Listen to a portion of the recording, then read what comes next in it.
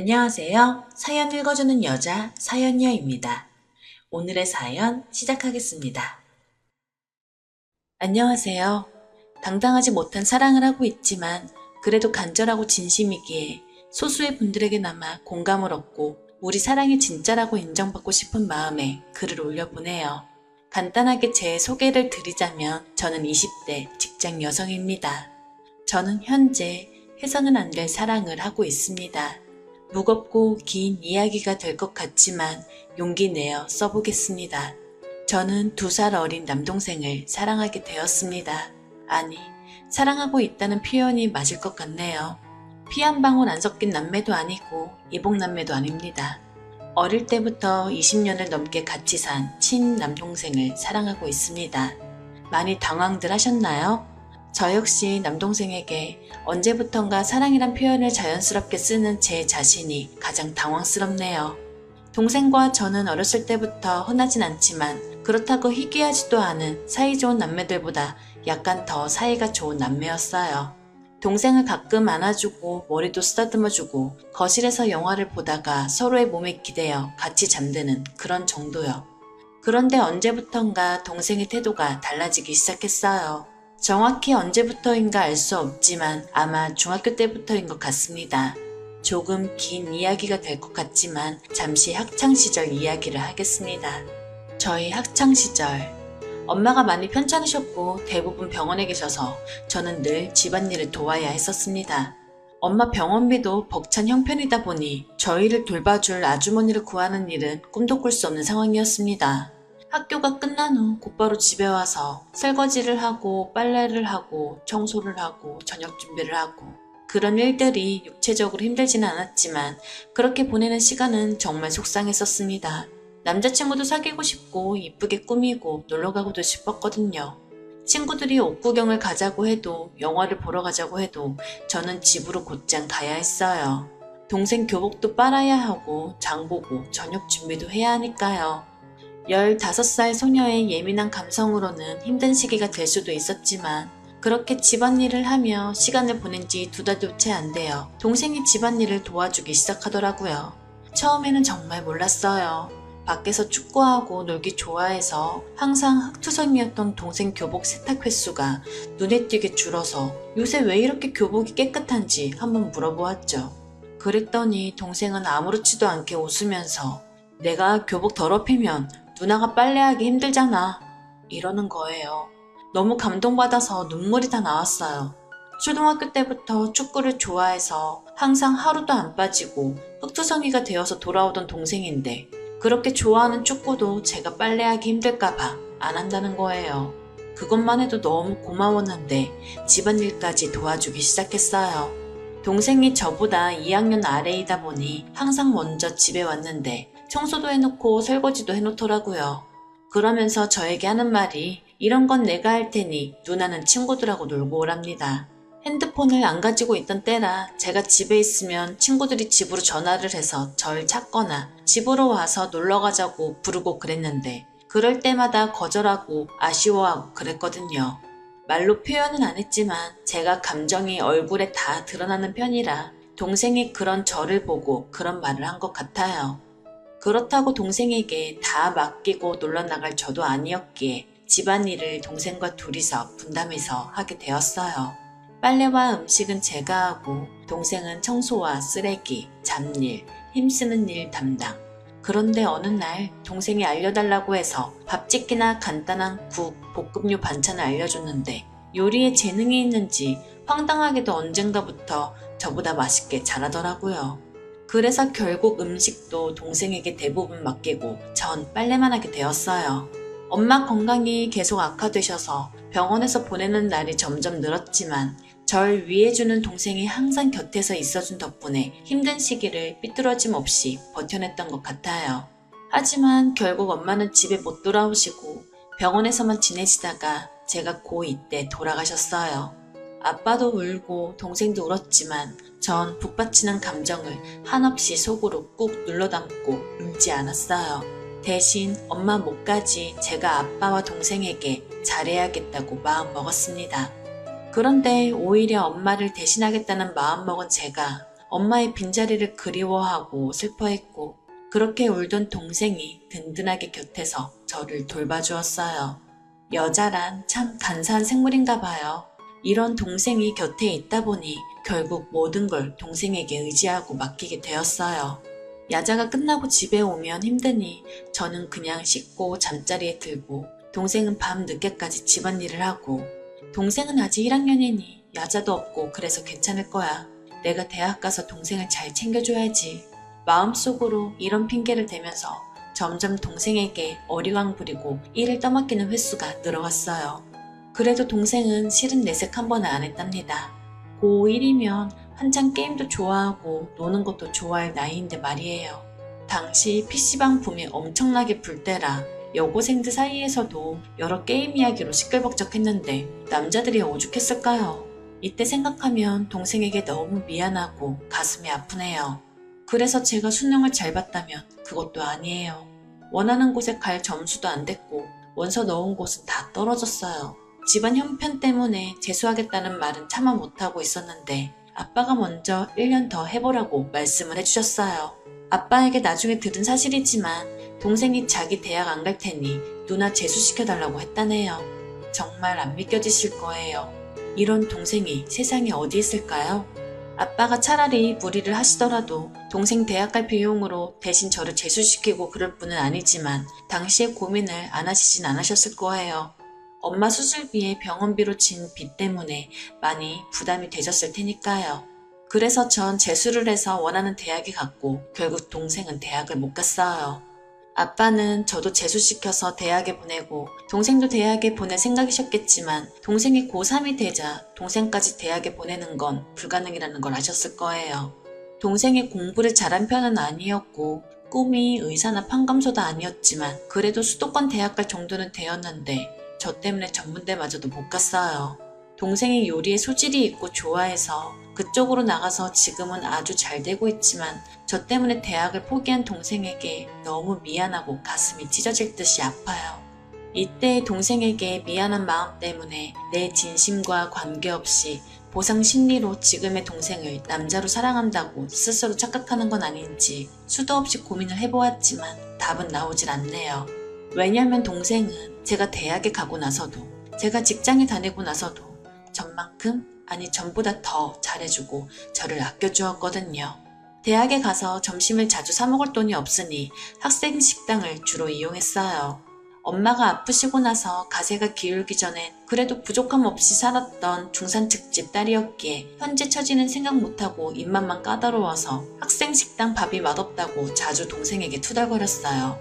집안 형편은 변한 게 없는데 꼴에 대학생 됐다고 반찬 투정하는 누나가 얼마나 보기 흉했을까요?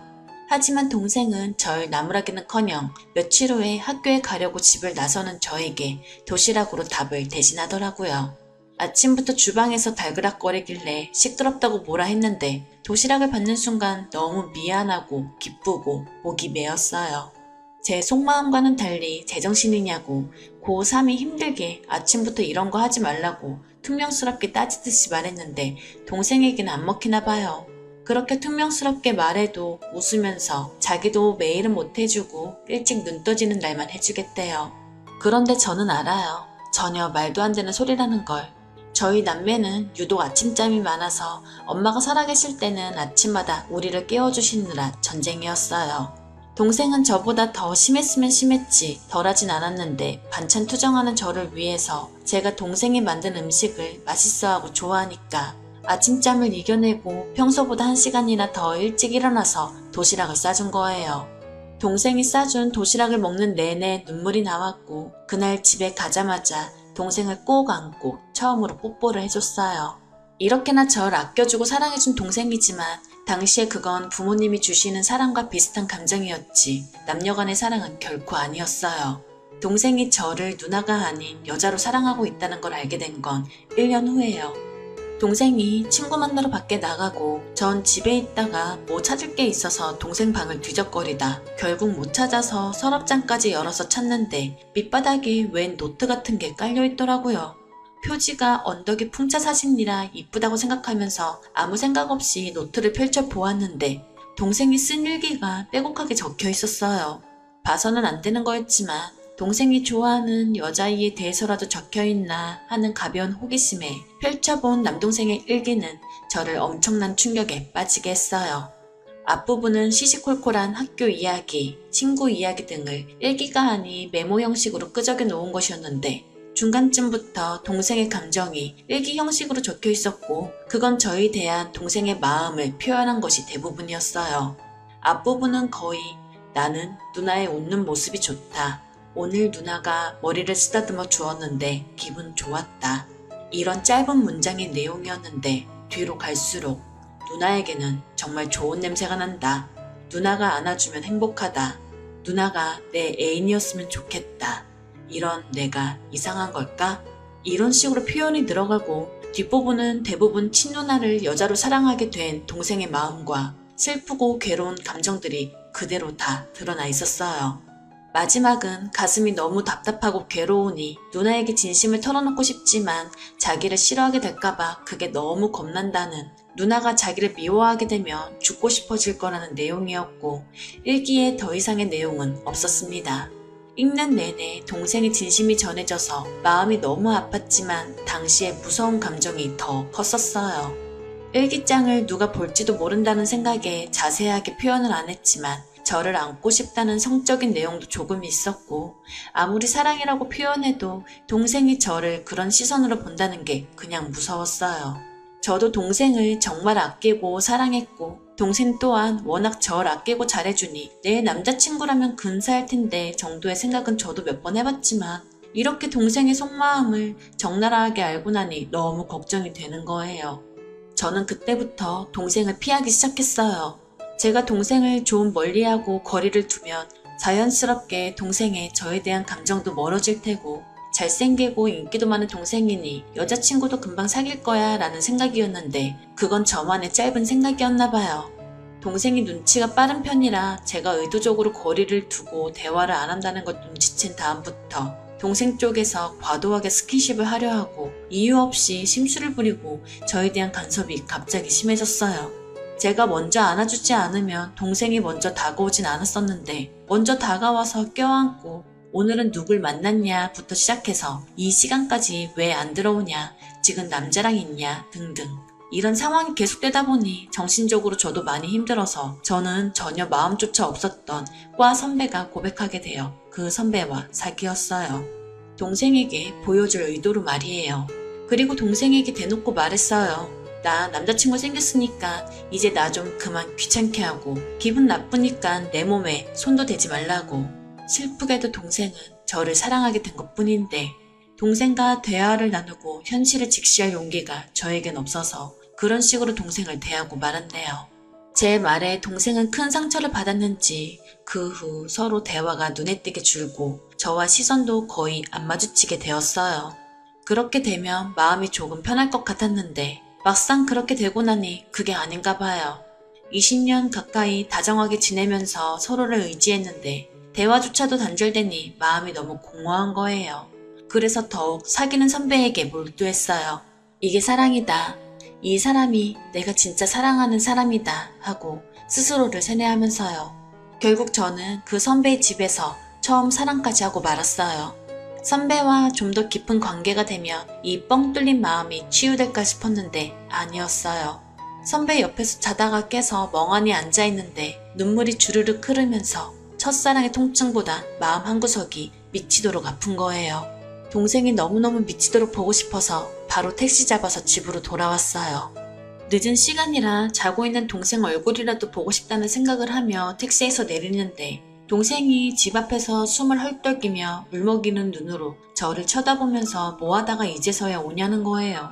외박을 한 적이 없는 제가 집에도 안 들어오고 전화기도 꺼져 있으니 걱정돼서 그 늦은 시간까지 저를 찾아 온 동네를 헤맨 거였어요. 감정이 복받쳐 올라서 동생을 끌어안고 한참을 엉엉 어린애처럼 울었네요. 동생에게 참 많은 것을 받았는데 저는 해준 게 아무것도 없더라고요. 그리고 동생이 제 인생에서 누구보다 소중하고 저 또한 동생을 사랑하고 있다는 걸 알았어요. 그날 밤 동생 손을 꼭 잡고 밤새도록 많은 이야기를 나눴어요. 일기장을 보게 된 이야기, 일부러 동생을 피하고 냉담하게 대한 이야기 등 제 심정을 전부 털어놓았어요. 동생도 저를 언제부터 사랑하게 됐는지, 어떤 마음으로 저를 사랑한다는 건지 전부 이야기해줬고요. 하지만 동생을 사랑한다는 감정이 겁나고 두려운 건 사실이었기에 우리 관계에 별다른 결론은 짓지 못했어요. 현실을 생각하면 제 쪽에서 냉정하고 단호하게 동생을 밀어냈어야 했지만 가족으로의 동생마저도 잃을까 너무 두려웠고 동생에 대한 제 마음 또한 그렇게 잘라낼 수 있는 게 아니었어요. 그리고 결정적으로 아빠가 해외 파견 근무를 가시면서 동생과 둘만 남게 되자 서로를 아끼고 의지하면서 예전보다 더 가까워지기 시작했어요. 그렇게 시간이 흐르는 동안 조금씩 애정이 더 깊어져 4년이 지난 지금 동생은 세상 누구보다 사랑스럽고 다정한 제 연인이 되었습니다. 아무 꺼리낌 없이 사랑을 나누고 매일 아침을 동생의 품 안에서 맞이하는 지금도 우리의 불투명하고 어두운 미래에 대해 매일같이 고민하고 걱정을 해요. 영원히 이 사랑이 계속될 거라 생각은 안 하지만 지금은 아니라고 수없이 저 자신에게 말하곤 합니다. 어쩌면 그 끝은 멀지 않았는지도 모르고요. 긴 글 읽어주셔서 감사해요. 저희의 비도덕적인 사랑에 대한 비난과 욕, 멸시는 기꺼이 감수할게요. 마지막으로 하늘에 계신 엄마, 해외에서 고생하는 아빠, 죄송합니다. 오늘의 사연 들어주셔서 감사합니다. 여러분의 생각은 어떠신지 댓글 달아주세요. 재미있게 시청하셨다면 구독, 좋아요 부탁드립니다.